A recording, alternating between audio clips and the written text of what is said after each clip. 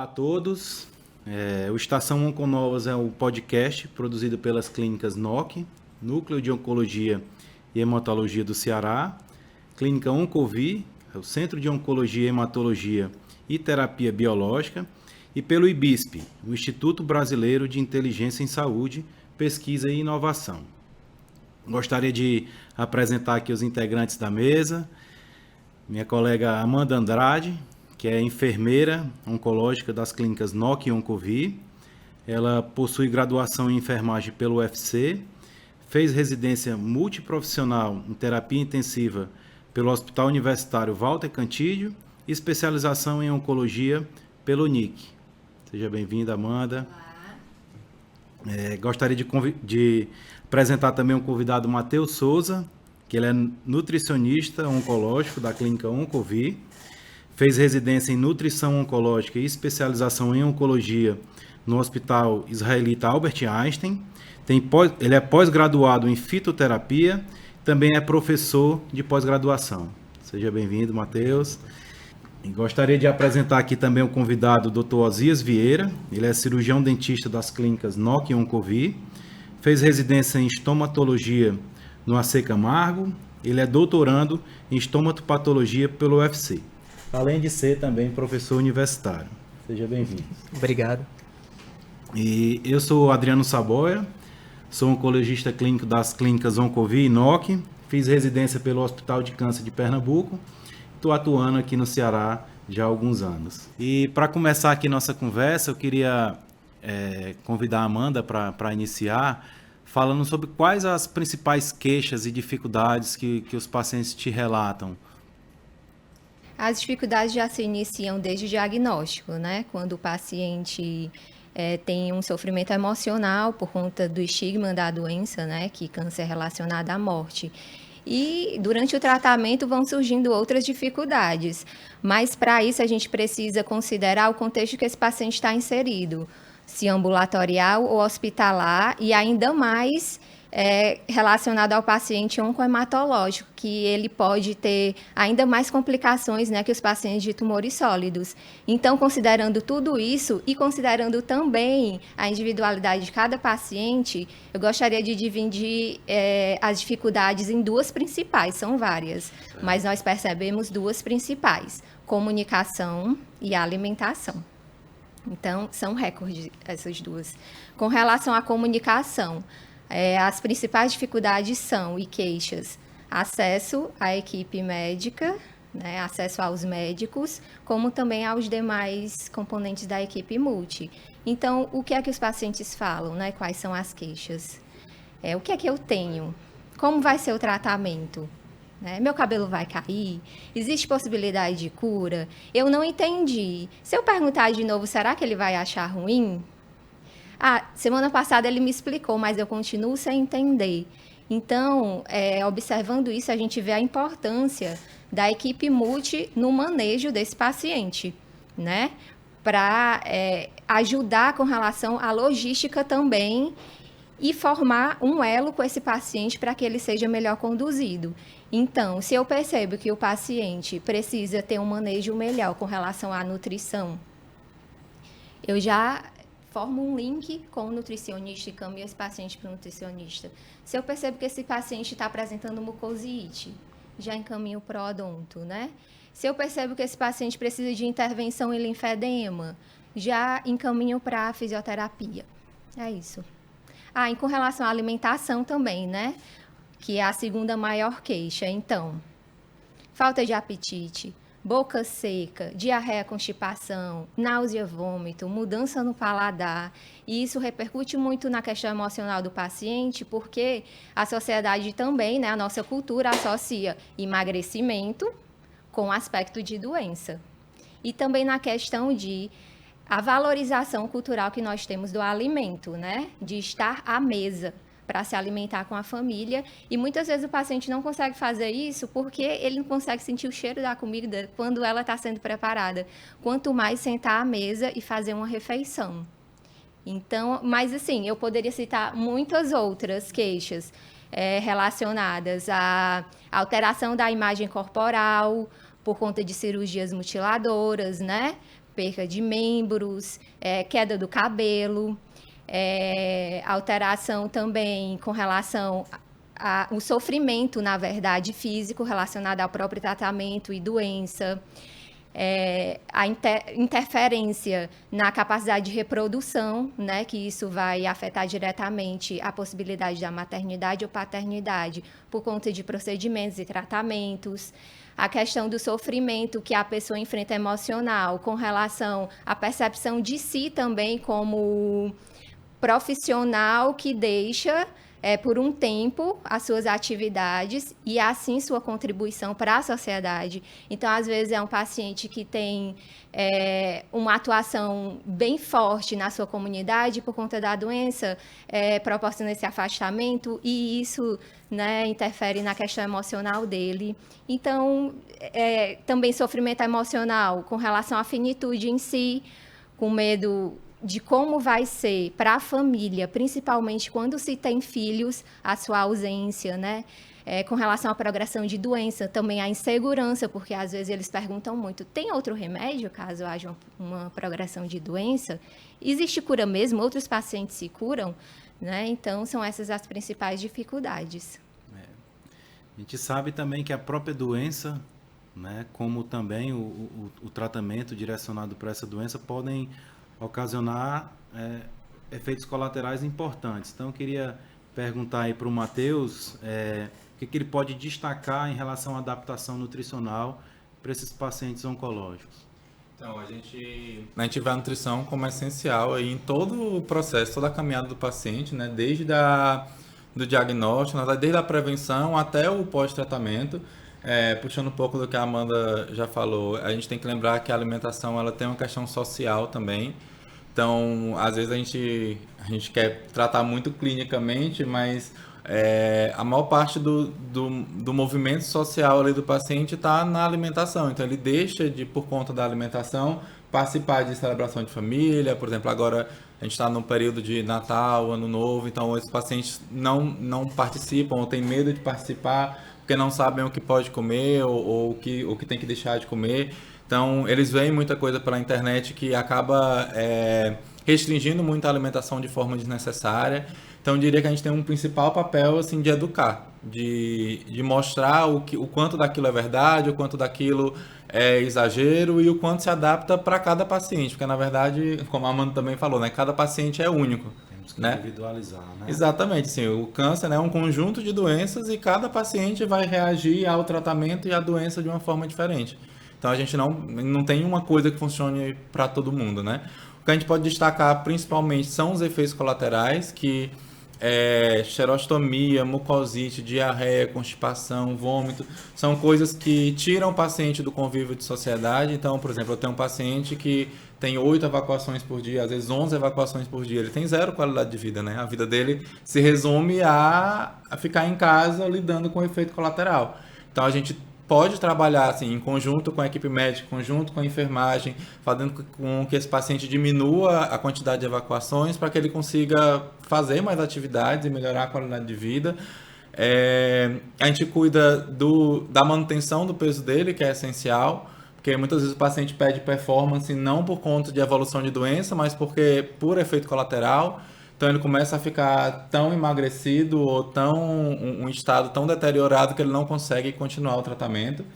Então a gente tem vários pontos que a gente pode trabalhar e eu acho que o principal assim, que a gente foca no nosso trabalho é identificar casos de desnutrição e sarcopenia. Desnutrição realmente é a perda de peso e de função, sarcopenia é a perda de massa muscular com funcionalidade e com força muscular. Porque são as duas coisas que vão interferir mais na continuidade desse tratamento. Então, o paciente perde funcionalidade, ele não consegue fazer as suas atividades direito, ele começa a cair muito a imunidade, então ele vai ter mais anemia, ele vai ter mais dificuldade de seguir o tratamento dele. E aí, é tão importante a gente acompanhar com todo mundo, porque, por exemplo, a mucosite tem muita coisa que eu posso fazer, mas é essencial se eu tenho acompanhamento, por exemplo, de um dentista. Né, de um cirurgião dentista, porque a laser terapia, por exemplo, tem inúmeros estudos mostrando dessa importância. Então, normalmente, Quando eu não identifico diretamente, às vezes a enfermagem identifica, aí fala comigo, aí eu mudo a alimentação, daí passa para o dentista faz a laser terapia e aí o paciente consegue ter um tratamento mais completo, né? Mais coeso. Matheus, eu percebo também que a questão emocional influencia demais, né? Na nutrição, no paciente aceitar ou não essa dieta e que muitas vezes quando eles estão com depressão, por exemplo, isso interfere diretamente na imunidade, né? Tem diretamente porque, assim, tanto às vezes o paciente está em depressão, por exemplo, ele não tem vontade de comer, então funcionalmente ele não tem nada que impede a alimentação dele, mas ele está realmente num estado deprimido, ele não está com vontade de fazer as coisas, isso inclui a alimentação. E aí é importante também ter o trabalho do psicólogo, da psicóloga dentro desse contexto. Então tem essa parte psicológica e tem às vezes o medo de se alimentar e ter mais efeito colateral. Então normalmente o paciente está com diarreia, ele restringe a alimentação por conta própria, por medo de ter mais evacuações. O paciente está com náusea, ele não quer nem ouvir falar de comida porque ele tem medo de comer e voltar a ter outros episódios. Então a gente tem que lutar em várias frentes, porque parece que é muito técnico, mas tem muita coisa envolvida, muito mais do que só prescrever uma dieta ou prescrever um suplemento. Você começou a falar aí sobre suplementação. A gente vê que já tem toda a fragilidade do paciente oncológico. Muitas vezes eles vão procurar informações, alguns são mitos, outros nem tanto. Como que fica essa parte da suplementação, do teu ponto de vista nutricional? Todo paciente precisa ser suplementado? O chá da folha da graviola? O que você acha? O que você diz sobre isso? Então, eu acho que assim, tem coisas que são necessárias de fato, tem coisas que são contraindicadas e tem coisas que são inócuas. Então, por exemplo, tem alguns chás que a gente sabe que não interfere em nada negativamente, mas a gente também não tem comprovação científica de que vai melhorar. Então, se o paciente tem vontade de fazer, se aquilo vai ajudá-lo a continuar o tratamento, eu não vejo por que a gente cortar. Tem coisas que a gente sabe que vai interferir no tratamento. Então, assim, muitas das quimioterapias têm como objetivo, né, aumentar o estresse oxidativo das células, né, gerar citotoxicidade. E às vezes o paciente quer fazer muita coisa antioxidante para melhorar a imunidade e isso vai de encontro ao princípio ativo do tratamento. E tem coisas que são extremamente necessárias. Então, se eu tenho um paciente fazendo hormonioterapia, por exemplo, ou para câncer de mama, ou para câncer de próstata, esse paciente tem um risco aumentado de desenvolver osteoporose, osteopenia. Então, a gente pode suplementar desde já, tipo cálcio, ferro, zinco, magnésio, vitamina D, que vão ajudar a diminuir esse risco. Ou pacientes que já têm uma perda de peso acelerada, a gente coloca mais caloria ou mais proteína. Então, assim, é extremamente individualizado. E aí o que eu falo para o paciente é não comece nenhuma suplementação ou não tire nenhuma suplementação sem auxílio do profissional, né? Sem a orientação do profissional, porque às vezes a gente calcula tudo bonitinho para funcionar e o paciente vai na internet, começa a pegar um monte de informação e aí quando ele já chega todo desregulado e a gente tem que começar tudo de novo. Então é uma coisa que às vezes sempre tem uma tia, uma prima, uma vizinha, alguém que passou por um câncer parecido que vai tentar trazer um monte de informação e eu entendo, como ela falou, né? A gente tem esse medo da finitude, então a gente quer se apegar a tudo que pode trazer algum benefício, mas às vezes esse benefício ele está no campo das ideias e né, a gente não tem comprovação. E às vezes faz até um efeito contrário. Então é importante, assim, eu sempre tento fazer com que o paciente converse comigo sobre as coisas que ele viu na internet, sobre as coisas que ele acredita que vão melhorar, para ver se a gente consegue realmente chegar no meio termo ali entre o que ele quer fazer e o que ele precisa fazer. O que ele pode fazer. E o que ele pode fazer. Eu acho que isso se conecta muito bem com a fala inicial da Amanda, né? Sobre a comunicação. Porque às vezes esse mesmo discurso que você falou tem que estar em todos nós aqui, né? Porque de nada adianta ele chegar na sua consulta e você informar tudo isso, e aí ele me pergunta uma coisa e eu acabo dizendo o contrário. Então, acho que é uma sorte que a gente tem de ser tão próximo, assim, e ter uma facilidade de um comunicar para o outro sobre a história de cada um dos pacientes, porque acaba que a gente traz a mesma informação, a mesma ideia. E isso é extremamente importante, né? Tanto nos dois pontos aí, tanto para a comunicação em si, quanto para o segundo grande bloco que você separou da alimentação, para a gente conseguir atuar em conjunto aí na prevenção da mucosite, por exemplo, que é o principal efeito adverso que se relaciona comigo, assim, né? Mas que acaba interagindo com todos nós que estamos aqui, né? Acho que a Amanda é a primeira que sempre identifica ali o problema e consegue estar mais próxima do paciente, O Matheus está mais de pronto lá na Oncovi, então ele sempre consegue entrar ali com um tratamento mais inicial, mas logo que eu entro também eu já tenho o panorama total, assim, e a gente tenta manter o paciente ali apto ao tratamento em si, para que o doutor Adriano não precise parar a quimioterapia e tudo mais. Então, a comunicação e a própria atuação, todo mundo em conjunto, é extremamente importante. E aí eu queria até fazer um gancho e perguntar uma coisa para o Osias. Na minha prática, assim, na minha ideia, quando eu vejo que o paciente vai fazer alguma quimioterapia que tem como um efeito colateral potencial a mucosite, ou que a gente já sabe que dá mucosite, eu já indico o paciente passar pela avaliação, né, do dentista para ver a possibilidade de iniciar a laser terapia. Vale a pena começar mesmo antes do paciente iniciar sintoma, ou a gente começa quando o paciente já tem algum sintoma? Qual é o melhor momento de fazer laser terapia? E acho que vale até a pena para quem está ouvindo conhecer um pouquinho a laser terapia e ver que benefício pode trazer, né? Pronto, acho que a laser terapia talvez seja o tratamento mais robusto hoje em dia em questão de evidência para conseguir controlar as mucosites orais. Como você mesmo pontuou, a gente já tem várias quimioterapias que a gente sabe que, sabidamente, né, vão causar ali mucosite oral, pelo menos na grande maioria dos pacientes. Então, o momento ideal para a intervenção é antes. Sempre em prevenção e pensar no tratamento como uma consequência ali, não diria da falha, mas de que muitas vezes você não consegue segurar tanto. A laser terapia ela é um tratamento extremamente simples do ponto de vista de aplicação, né? É uma luz que interage com as células do paciente, mas que tem toda uma complexidade por trás. Acho que a gente tem certeza de que ela funciona, mas não somente ela, né? A gente discute bastante, isso é algo que a gente vem conversando em conjunto agora do que mais que a gente consegue fazer. Tem outros bochechos, a própria suplementação, a própria higiene bucal, o paciente escovar os dentes direitos também já é um método de prevenção. Então, acho que o melhor lugar para a gente começar é ali no início mesmo, tentando prevenir. E mesmo quando a gente não consegue uma prevenção 100%, a gente consegue diminuir a severidade, que aí a gente volta em todas as dificuldades lá do começo. Um paciente que tem uma mucosite leve, ele consegue se alimentar tranquilamente. Ele vai ter uma discreta ardência, um certo incômodo, mas ele consegue comer. Exatamente. Mas um paciente que evolui para uma mucosite grave, que ele não está ali num tratamento preventivo, aí ele não consegue comer de jeito nenhum e entra em todas as outras esferas sentimentais também, porque ele acaba que se afasta um pouco da família, como você pontuou muito bem sobre o Natal, né? Então é um momento onde está todo mundo junto, comendo bastante, aquela festa da abundância, assim. E se você não consegue se alimentar, você fica meio arredio ali, né? Você não participa tanto das coisas. Então por isso que tá tudo sempre aí no mesmo bolo. Eu acho que tá aí a importância de prevenir, né? De ter essa avaliação já prevendo algum efeito colateral, alguma reação adversa do tratamento seria importante. Porque às vezes o paciente nem queixa tem relacionado, não tanto a mucosite porque ainda não iniciou o tratamento, mas outras queixas odontológicas que não são valorizadas inicialmente.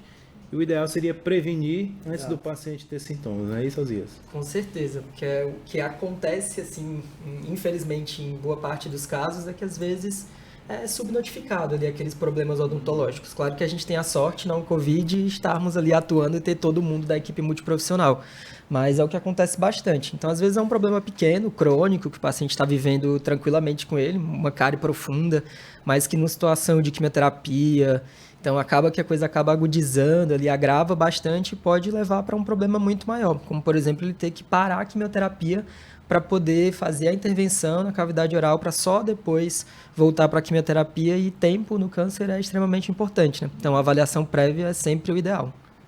O Matheus citou aí que tem alguns medicamentos que sabidamente têm seus efeitos colaterais, como por exemplo hormonioterapia para câncer de mama, pode ocasionar osteopenia, osteoporose, certo? Então, a importância da suplementação nesses casos específicos, né?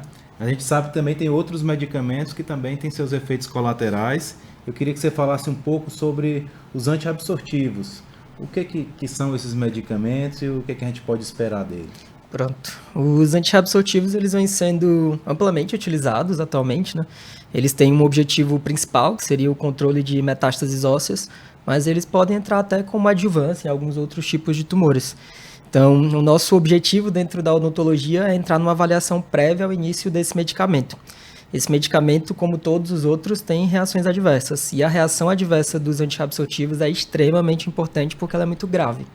Então, o paciente ele pode evoluir para um quadro que a gente chama de osteonecrose dos maxilares. É um nome bem feio, né? Osteo quer dizer osso e necrose morte, então é como se fosse a morte do osso. É um problema grave que pode acontecer, mas que é facilmente prevenido. Esses medicamentos, como eles controlam o metabolismo ósseo, eles acabam atrasando um pouco da cicatrização óssea. E um lugar onde a gente mexe muito em osso é dentro da boca. Então, acho que o mais clássico seria instalação de implantes, extrações dentárias, que de início parecem coisas muito simples, né? São cirurgias pequenas e tudo mais, mas num paciente que faz uso dessas medicações, elas complicam bastante. Então, acho que todo mundo não, mas boa parte da população pode aí já ter tirado algum dente durante a vida, mesmo que seja um dente de leite, e deve lembrar que em 3, 4 dias parece que você tem uma vida normal, tá tudo tranquilo. Um paciente que faz uso dessas medicações, ele tem um atraso de cicatrização natural. Então, ele demora muito mais do que 7 dias ali para cicatrizar. E isso pode não cicatrizar. E aí é onde acontece esse evento adverso, que é a osteonecrose dos maxilares. Então, por isso que é muito importante a atuação do cirurgião dentista para resolver todos esses problemas, como extrações dentárias ou até instalação de implantes, pensando numa reabilitação antes do início dessas medicações, para evitar que esse problemão acabe se instalando. Uma vez instalado, muitas das vezes a gente precisa suspender o uso desses medicamentos e aí o paciente acaba perdendo um pouco ali de ganho de qualidade de vida e até de controle da própria doença. Então, acho que é extremamente importante a gente pensar sempre nessa avaliação prévia. E pacientes que já estão em uso dessa medicação também merecem um pouco da atenção. Eu acho que nesse a gente vem conversando bastante nesse âmbito lá na Oncovi, eu cheguei um pouco depois, né? Então a gente já tem vários pacientes que já estão utilizando esses medicamentos. Então acho que a gente está se comunicando bem, acho que eu e a Amanda, assim, sempre que aparece algum paciente que já faz uso dessa medicação, acho que o primeiro ponto é informar sobre tudo isso, né? E também já correr atrás para tentar tratar ali, evitar que ele precise evoluir, por exemplo, para uma extração dentária. Mas muitas das vezes a pessoa já está num grau avançado, então ela já tinha um dente que estava para ser removido há bastante tempo, e aí entra um segundo problema, né? O ato de você ter uma infecção aguda dentro da boca já é um fator de risco para desenvolver a osteonecrose. Então tem pontos onde você precisa atuar mesmo na vigência dessas medicações. E acho que é aí que eu entro bastante na conversa com o Dr. Adriano, a gente tem acompanhado uma série de pacientes onde eles fazem uso dessas medicações, precisam de intervenções odontológicas e a gente tenta ali, na medida do possível, fazer essas atuações com a segurança. E a gente já tem tecnologia e informação suficiente para atuar, mesmo dentro de um risco ali, a gente sabe que não dá para zerar o risco, mas dá para entrar ali diminuindo ao máximo esse risco para conseguir essa atuação sem precisar suspender esses medicamentos. Mas volto a pontuar, assim, o reforço da equipe multi em si, né? Que não daria para identificar todo mundo se não fosse pela atuação da enfermagem, a própria navegação, ali, comunicação desse paciente, identificar quem ele é para repassar para os outros, né? Para mim, quando opero, é extremamente importante que o paciente tenha um controle de alimentação, né? Porque não dá para comer tudo depois que você faz uma cirurgia, principalmente dentro da cavidade oral. Não dá para comer mesmo, assim, e tem dietas específicas. E para pacientes que desenvolvem esse problema, aí que a coisa precisa muito mais de todos nós em conjunto, né? Ele precisa de uma grande atenção e aí entra todo mundo. Acho que o Matheus entra muito bem no controle da dieta. Existe até alimentos específicos que podem ajudar na cicatrização, que é um ponto que eu sou bem curioso, entendo muito pouco, assim, se você puder trazer um pouquinho também, porque é algo que, às vezes, tudo vai colaborando ali, né? E se a gente não colaborar junto, a coisa desanda. Então, se você puder falar um pouquinho aí sobre isso. A gente tem muito mais do que alimentos, a gente tem nutrientes específicos que ajudam na cicatrização, então a gente tem alguns aminoácidos como a glicina, a glutamina, né? A gente tem a prolina, tem os nucleotídeos, tem o próprio ômega 3, eles todos vão ajudar no processo de cicatrização. Tanto que a gente já tem protocolos, inclusive, montados para pré-operatório, pós-operatório, então dependendo do tamanho da cirurgia, paciente de cabeça e pescoço tem total indicação, já é protocolado da nutrição, já é conhecido nossos guidelines de suplementar o paciente no perioperatório, então antes da cirurgia, depois da cirurgia, para garantir que essa cicatrização vai ser mais rápida e diminuir complicações, né? Quando vai fazer alguma coisa um pouco mais, com um risco maior de complicação, então se tem um risco de desenvolver osteonecrose, ou se tem alguma lentificação na cicatrização, a gente pode lançar a mão desses suplementos e são fáceis de encontrar, mas assim, a gente consegue prescrever se a gente tiver ali a parceria do profissional indicando e se o paciente comprar essa briga com a gente. Né? O que acontece é que às vezes o paciente acha que como ele não está sentindo nada, não tem necessidade. E Exato. muito do nosso trabalho, assim, tanto do cirurgião dentista, quanto da enfermagem, quanto do próprio oncologista da nutrição, é prevenir que muitas coisas aconteçam. A gente sabe que quando acontece alguma coisa, no contexto de um paciente que já está ali com uma doença ativa, um tratamento pesado, assim, tudo isso fica muito mais exacerbado do que aconteceria num paciente fora de tratamento. Então, o nosso trabalho é muito de evitar que algumas coisas aconteçam. Aí entra muito esse processo de cicatrização. Então, quando eu vejo... Às vezes eu não recebo o paciente no pré-operatório, mas eu recebo o paciente que vai iniciar a químio depois de ter feito uma cirurgia. E aí, se ele ainda está numa janela ali de 15 dias do pós-operatório, eu ainda tento entrar com suplementação de cicatrização para ver se a gente acelera esse processo logo e evita. Ou se ele tem alguma ferida que ainda está com um pouco de exudato, ou que ainda está saindo um pouco de secreção. Tem paciente que até estranha de nutricionista está querendo ver ferida. Mas é porque para a gente é importante, porque faz parte do processo. Assim, se não está cicatrizando, é porque assim, pode ter uma coisa a ver com o processo cirúrgico, mas também quer dizer que o corpo não está conseguindo dar conta de cicatrizar. E aí a nutrição que vai dar o material, digamos, falando de uma forma bem simples, né, que vai dar o material mesmo para o corpo conseguir produzir aqueles tecidos que precisa fechar. Então, assim, a gente identifica também, a gente analisa também muito de cicatrização de ferida, risco de lesão por pressão para aqueles pacientes que estão internados. A gente consegue usar suplementos específicos, o que já tem uma mucosite, por exemplo, a mucosite está abrindo, já está criando afta, já está desenvolvendo uma ferida, a gente também usa esses suplementos de cicatrização para acelerar esse processo e o paciente voltar o mais rápido possível para o estado anterior dele e continuar seguindo. Eu queria pegar 2 pontos da fala do Osias e outro do Matheus sobre a questão da saúde bucal, né? Que no momento da consulta de enfermagem é um ponto super importante a gente avaliar a saúde bucal do paciente e já encaminhar, caso seja necessário, para o odonto.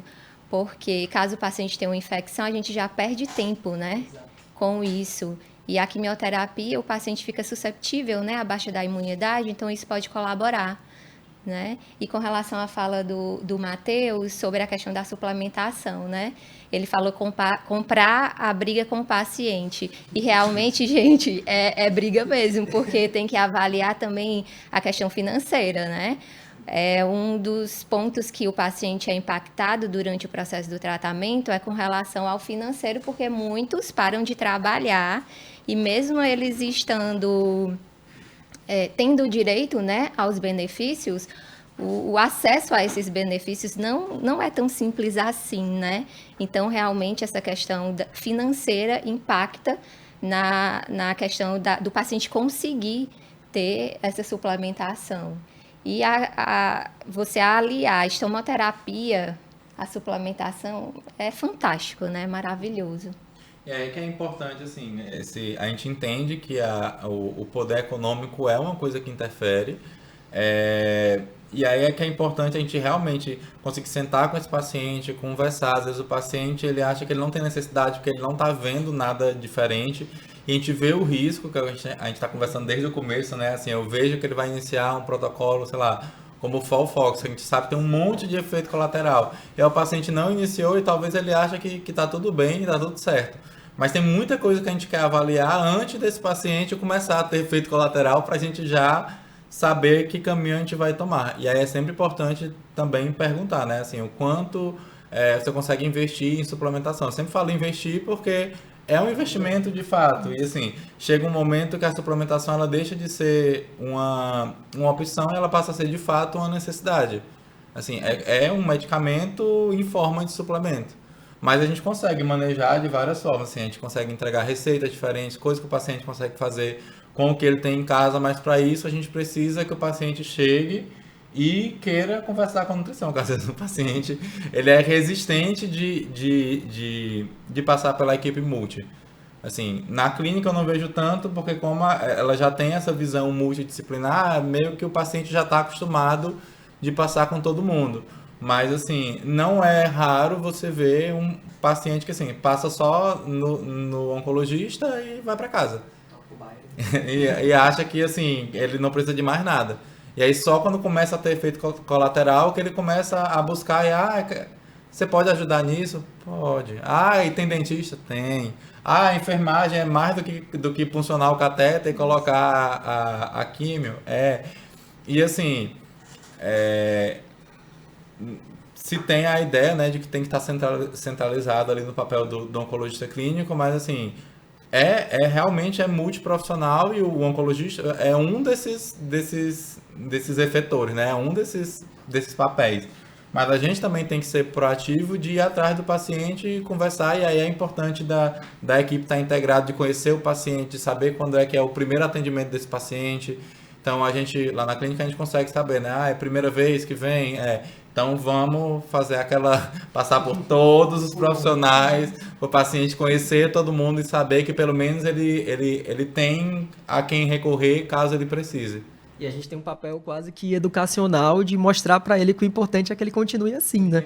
Então, o objetivo é que você siga dessa maneira, né? Acho que por sorte, como você pontuou muito bem, lá na Oncovia a gente consegue que ele conheça todo mundo e conheça todas as possibilidades, que eu acho que isso é de grande importância.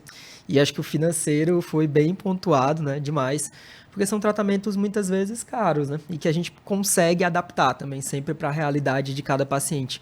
Claro que se você for fazer tudo no mundo também, tem uma frase muito boa que um paciente já me falou, que ele falou, se eu for fazer tudo que é para prevenir mucosite, eu passo o dia bochechando. Aí eu falei, você tem um ponto, assim, né? Você está correto aí. Então não dá para fazer tudo no mundo, mas a gente consegue adaptar algo para a rotina, para a situação financeira do paciente, para que ele se mantenha aí dentro do não estou sentindo nada, que também é o que a gente quer para ele, né? Acho que aí entra a importância da integração da equipe, né? O que a gente está discutindo aqui hoje, que é exatamente a importância da equipe multidisciplinar, né? Então, os tratamentos são individualizados, os efeitos colaterais também são individualizados, mas a equipe estando bem integrada, acho que trabalha da melhor forma possível para trazer essa informação, para acompanhar esse paciente de perto, né? Amanda, queria que tu me falasse um pouco da importância do familiar em todo esse processo, em toda essa jornada do paciente oncológico. Eu não digo nem só da família biológica mesmo, né, mas da rede de apoio em si. Porque é necessário aquela pessoa que esteja presente para acompanhar nas consultas, para participar das decisões junto com o paciente, né? Para oferecer um suporte emocional, para oferecer uma ajuda com relação à ressignificação de relacionamentos, isso é muito importante, né? E com relação à logística também, é primordial. Então, precisa daquela pessoa que faça, sim, o paciente pedir, mas não tire a autonomia. E aí a equipe fica numa posição de conciliação, porque pode acontecer dois extremos. O que é que pode acontecer? Ou a autonomia do paciente é tirada totalmente, ou então em uma certa etapa do processo, quando aquele baque maior já passou, né? E o familiar, a rede de apoio percebe que o paciente consegue se manejar bem no tratamento, essa pessoa se afasta. E aí o nosso papel, né, como equipe, é tentar conciliar para que esses extremos não aconteçam, mas assim, é de extrema importância que o paciente tenha uma rede de apoio para colaborar com o próprio paciente e com a equipe. Exatamente, assim, às vezes a gente vê que as recomendações são muito mais para os familiares ou para a rede de apoio do que para o paciente. Eu sempre falo isso na primeira consulta. Se eu estou falando que é protocolar, eu sei que você não está absorvendo todas as informações. Muita informação. Porque a primeira consulta é muita informação. Passa com oncologista, aí passa com enfermagem, aí passa com dentista, psicólogo, fisioterapia, farmácia. Então, assim, a pessoa não consegue absorver tudo. Mas é importante saber que tem tudo à disposição. Então, sempre entregar alguma coisa escrita também, porque o familiar em casa que vai avaliar. O paciente, às vezes, ele não está nos melhores dias, ele chega nauseado, ele chega fraco. Então, quem vai conversar com você é o familiar. Ou o paciente, às vezes, toma muita medicação para dor ou para conseguir dormir. Então, tem alguns lapsos de memória e é o familiar que vai acompanhar e dizer, não, nesse dia não foi assim, né? Foi assim que aconteceu. Ou então, você passou mal comendo isso, ou você teve tantas evacuações. Então, assim, a gente precisa dessa parceria e o ideal, como a Amanda falou, assim, nem um extremo, nem o outro, né? Assim, às vezes o paciente se rebela total e quer ficar sozinho, e aí isso é um problema, porque a gente sabe que o paciente não consegue fazer tudo sozinho. E, por outro lado, a gente tem quando a família quer impor as coisas para o paciente, e o paciente, ele é apto, ele é, como é que chama? Ele é consciente, orientado, né? Assim, ele tem capacidade de decidir, e a família quer decidir tudo, e às vezes a gente tem que dar uma pausa para a família e dizer assim, ó, vou atender só o paciente, vocês podem esperar lá, eu vou conversar com o paciente para a gente conseguir entender o que é que está acontecendo. Assim, a família é essencial porque às vezes, principalmente a alimentação, dificilmente o paciente oncológico consegue fazer seu próprio alimento porque ele fica nauseado durante o processo, então ele não vai conseguir fazer, a família às vezes fica frustrada porque preparou o que o paciente queria comer e na hora o paciente não está com vontade. Então, tem todo um manejo ali de quem está acompanhando para que isso não gere um desconforto na família e para que, assim, nem o paciente entenda que a família está contra, nem a família entenda que o paciente está só sendo difícil porque quer ser difícil, né? Assim, coisa que eu acho legal tanto na Onconvi quanto no NOC é que o acompanhamento psicológico é para a família e para o paciente. Então, às vezes, a psicóloga convida o familiar para ser acompanhado também, porque a gente sabe que, por um lado, é um baque para o paciente, mas para o familiar também é um baque. Assim, o familiar também quer fazer o melhor que ele tem, mas ele, na maioria das vezes, não tem conhecimento técnico nenhum para fazer. Então, às vezes, o familiar fica desesperado porque vê o paciente com várias necessidades e não pode agir. Então, a gente sempre tem que pensar no paciente e nessa rede de apoio. Inicialmente, são muitas informações, gente. O paciente não consegue processar tudo. Então, é importante que tenha outra pessoa ali para ser mais racional, né? E quando o Matheus, o Nutri, entrega lá o plano alimentar, entender o que está ali, tirar dúvidas, ver se o que é mais adequado para ele, dependendo do gosto dele, né, Matheus? É super importante também com relação ao preparo, como ele bem citou. E inicialmente eu falei, o paciente não consegue preparar o alimento, não consegue. E é um aliado nosso, o familiar, para ajudar, para fazer com que esse paciente se alimente. Uhum. Porque a maioria não tem um apetite, e a gente, né, usa o familiar como nosso aliado para que ele consiga ter uma dieta mais efetiva, ter adesão à dieta, na verdade, né? Eu achei importante também trazer de volta a fala que a Amanda comentou bem no começo, né?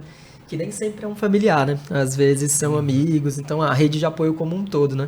E outra coisa que o Matheus pontuou muito bem, né? Que todo mundo acaba sendo impactado pela doença, né? Então, para mim, que já tive um familiar com câncer, você sabe que a vida da família inteira se modifica. Então, precisa mesmo de, às vezes, de um apoio psicológico. A gente tem um papel importante ali de cuidado e tudo mais, mas acaba que você secundariza o seu cuidado.